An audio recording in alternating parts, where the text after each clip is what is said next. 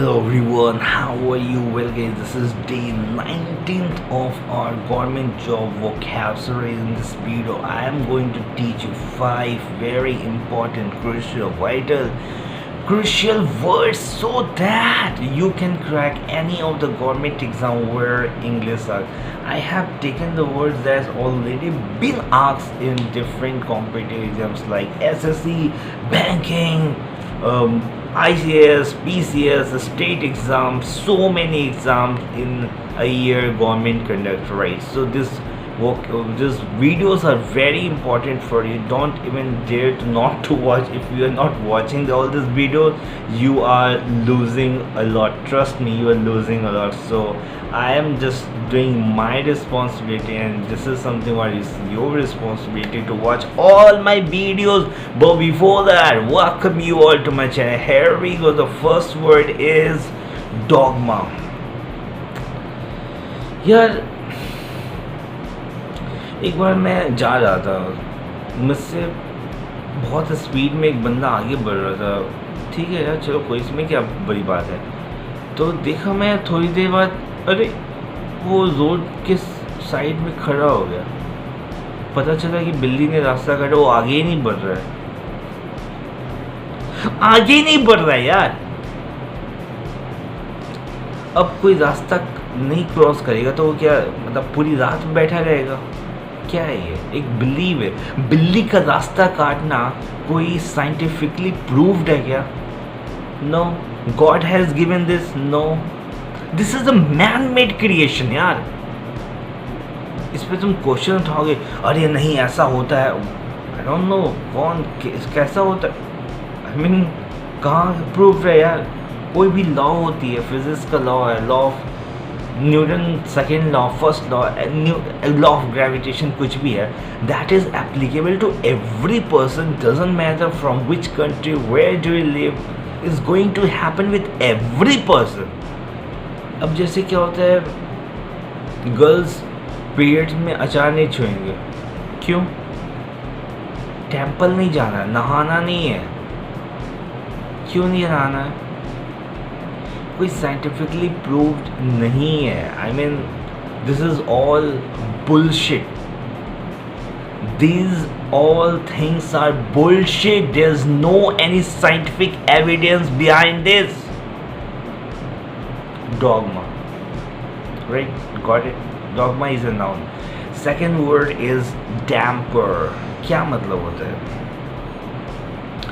अब सुशांत सिंह राजपूत ने सुसाइड कर लिया. Today is Father's day.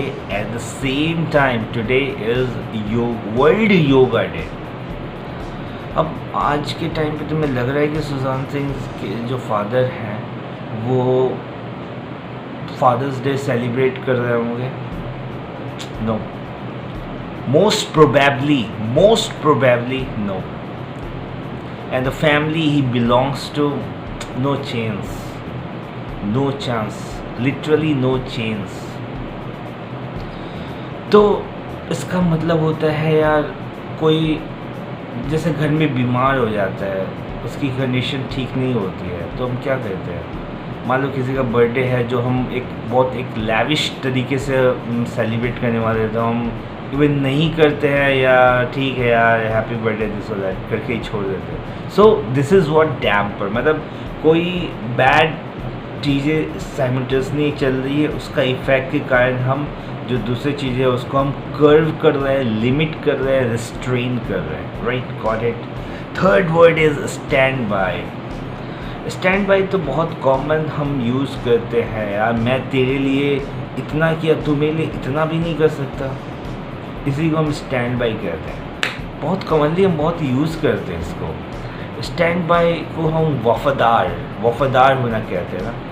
जैसे अब मैरिज होता है, ठीक है यार, मैरिज करने में क्या दिक्कत है, लेकिन यार मैरिज भी एक ऑप्शनल चीज़ है. तुम कर भी सकते हो, नहीं भाई वो मैं उस पर ज़्यादा डिटेल में नहीं जाना चाहूँगा. मैरिज ठीक है यार, तुम्हें भी किसी ने इनवाइट किया, तुम भी गए थे यार, तुम भी खाना खा रहे हो, अचानक लाइट कट गई यार. ठीक है, लाइट कट गई तो क्या चलता है? जनरेटर चलता है. तो वहाँ पे जनरेटर क्या हो गया? स्टैंड बाई कर रहा है। हम जनरेटर को क्यों लगाते हैं यार? In case light will go, generator will work. Getting my point? So इसका एक मीनिंग होता है। इसका दूसरा मीनिंग ये होता है, स्टैंड बाय टिकट होती है। स्टैंड बाय टिकट क्या होती है? अब जैसे एक एरोप्लेन है ना, एरोप्लेन में क्या होता है कि टिकट सीट्स होती है, लेकिन मान लो कोई बंदा, जैसे कि आधा घंटा पहले क्या होता है कि वो स्टॉप कर देते हैं और अनाउंस करते रहते हैं। मान लो अखिलेश, मैं हूँ अखिलेश, जहाँ भी है आप टिकट काउंटर पे आए, जैसा उस वो तो आधा घंटा मतलब पहले बंद कर देते हैं, और उस समय कोई बंदा टिकट ले लेता है तो उसको अलाउ कर देते हैं। उसको कहते हैं स्टैंड बाय टिकट। मतलब कि अगर कोई बंदा नहीं आया तो उसकी जगह पे उसको टिकट दे दिया जाता है, उसको हम कहते हैं स्टैंड। दे दिया जाता है फ्री ऑफ कॉस्ट नहीं, ऑफ कोर्स वो बंदा परचेज़ करता है। अब तुम बोलोगे यार इतना आधा घंटा में तो वो बस से ले जाते हैं, तो बेसिकली जो वो बंदा टिकट परचेज़ किया उसको स्पेशल अपीयरेंस से वहाँ पे डायरेक्ट एरोप्लेन तक ले जाते हैं, या बस, ऑफ कोर्स बस वहाँ ले जाती है एरोप्लेन के पास, एरोप्लेन से वो चल जाता है और उसका काम हो जाता है। तो जब एक खाली सीट, एक पैसेंजर नहीं आया, टिकट था उसके पास लेकिन वो नहीं आया ड्यू टू एनी रीज़न, तो तू स्टैंड बाय टिकट खरीद सकता है और तू वहाँ पे जर्नी कर सकता है, राइट। इसका और तीसरा मतलब क्या होता है? अब यार तुमने देखा यार महंगाई बहुत बढ़ रही है, बहुत वरीड हो, क्या करें? तुमने यार 2-3 अकाउंट खुलवा दिए और रियल इस्टेट में तुमने पैसा इन्वेस्ट करना शुरू कर दिया। मतलब बेसिकली तुम मनी से सिक्योर होने के लिए ये सब कर रहे हो। सो हम जब एक स्टैंड बाय करते हैं, मतलब कि हम अपने आप को सिक्योर कर रहे हैं ना, मतलब एक अपने आप को, अब जैसे इन्फ्लेशन मुझे दिख रहा है और फ्यूचर में भी आने वाला है, और financially I am not strong, तो मैं क्या करूँगा? मैं अपने आप को फाइनेंशियली स्ट्रॉन्ग करने की कोशिश करूँगा। अब क्या करूँगा? उसके लिए बैंक में अकाउंट खोल सकता हूँ, कोई कहीं पे ज़मीन वगैरह रियल इस्टेट में या कहीं म्यूचुअल फंड में पैसे लगाऊंगा। तो this is something what stand by इसके लिए भी यूज़ करते हैं। सो दिस इज़, ये 3 मतलब के लिए हम यूज़ करते हैं the word stand by. Fourth word is seminal. क्या मतलब होता है सेमिनल का? मुझे याद है जब मेरा घर बन रहा था तो मैपिंग ठीक ठाक सबको लग रहा था, लेकिन हमारे गांव से एक बंदे आए थे, उन्होंने बोला यार मैपिंग मुझे सही नहीं लग रहा, गड़बड़ लग रहा है, ये किचन इस साइड होना चाहिए, वॉशरूम इधर होना चाहिए, थोड़ा सा स्पेस होना चाहिए जिससे कि थोड़ा सा आप गाड़ी वगैरह अच्छा से रख पाओ और थोड़ा सा एक अच्छा लुक भी आएगा। तो उन्होंने जो चेंज किया वो हमें भी लेटर ऑन बहुत पसंद आया और वो बहुत ज़्यादा इन्फ्लुएंशियल साबित हुआ, बहुत ज़्यादा इम्पैक्टफुल साबित हुआ। मतलब हमारा घर अभी स्टार्टिंग ही हुआ था तो वो चेंज मॉडिफिकेशन पॉसिबल था। तो वो बंदे ने क्या, वो सेमिनल, वो हमारे लिए सेमिनल साबित, वो बहुत इम्पॉर्टेंट साबित हुआ हमारे लेटर ऑन वर्क के लिए। जो हमारा भी घर स्टार्टिंग हुआ था, उनकी जो आइडियाज़ थे, जो उनकी जो एक स्ट्रैटेजी उन्होंने बताया, वो हमारे लिए बहुत ही ज़्यादा इम्पॉर्टेंट साबित हुआ later on when we started our work as far as to make our own home, right. तो इसको कहते हैं सेमिनल।